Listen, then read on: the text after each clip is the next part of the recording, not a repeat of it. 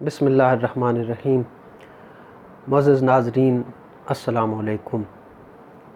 آج ہم episode number 4 کے ساتھ آپ کی خدمت میں حاضر ہیں۔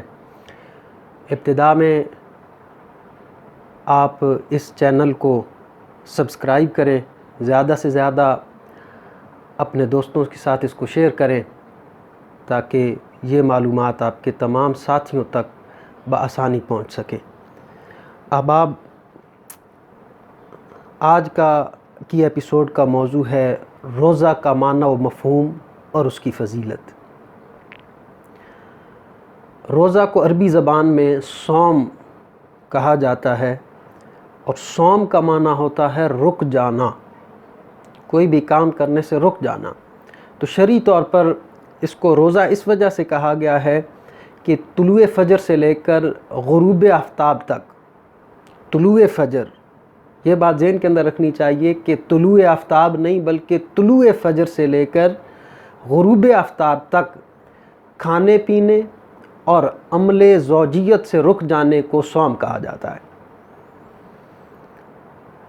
روزہ یہ اللہ رب العزت کی بارگاہ میں انتہائی مقبول ترین عمل ہے۔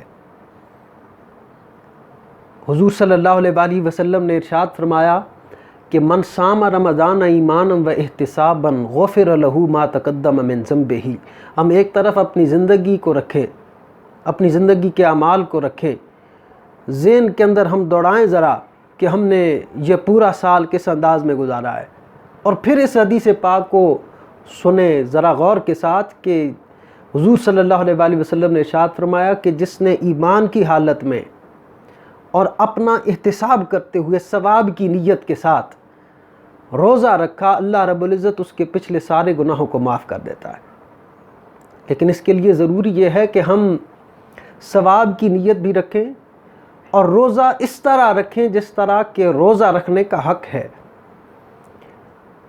ہم روزہ تو رکھیں، لیکن جو روزہ کے حوالے سے ہم ایک کھانے پینے کی چیز سے، حلال چیز ہے سامنے ہمارے، حلال چیزیں پڑی ہیں، ان سے ہم رک جاتے ہیں، لیکن ہم بد نگاہی بھی کرتے ہیں، جھوٹ بھی بولتے ہیں، برے خیالات بھی ہم اپنے ذہن کے اندر لے کر آتے ہیں، اسی طرح کا ہم رشوت بھی لیتے ہیں، سود بھی لیتے اور دیتے ہیں، تو پھر اس ظاہری طور پر اپنے پیٹ کو بھوکا رکھنے کا فائدہ نہیں ہوگا۔ ہم نے حضور علیہ السلام کے اس فرمان کو اپنے ذہن کے اندر رکھنا ہے۔ اور پھر حضور صلی اللہ علیہ وآلہ وسلم کا یہ فرمان کتنا خوبصورت ہے، فرمایا کہ للصائم فرحتان، کہ جو روزہ دار ہوتا ہے اس کے لیے 2 خوشیاں ہوتی ہیں۔ فرحتن، فرمایا کہ ایک خوشی اسے اس وقت ملتی ہے اذا افطر، جب وہ روزہ شام کے وقت افطار کرتا ہے تو اس وقت اسے خوشی ملتی ہے، یقیناً خوشی ہوتی ہے۔ پورا دن بھوک اور پیاس برداشت کرنے کے بعد شام کے وقت سامنے کھانا پڑا ہوتا ہے، طرح طرح کی اللہ کی نعمتیں پڑی ہوتی ہیں، جب جوں ہی روزہ کے افطار انسان کرتا ہے تو اس وقت اسے ایک خوشی نصیب ہوتی ہے، اسے ایک فرحت ملتی ہے۔ اور پھر فرمایا کہ دوسری خوشی اسے اس وقت ملے گی کہ جب وہ قیامت والے دن پروردگار عالم کا دیدار کرے گا، یعنی اس روزے کی وجہ سے اللہ رب العزت دیدار بھی عطا فرماتا ہے۔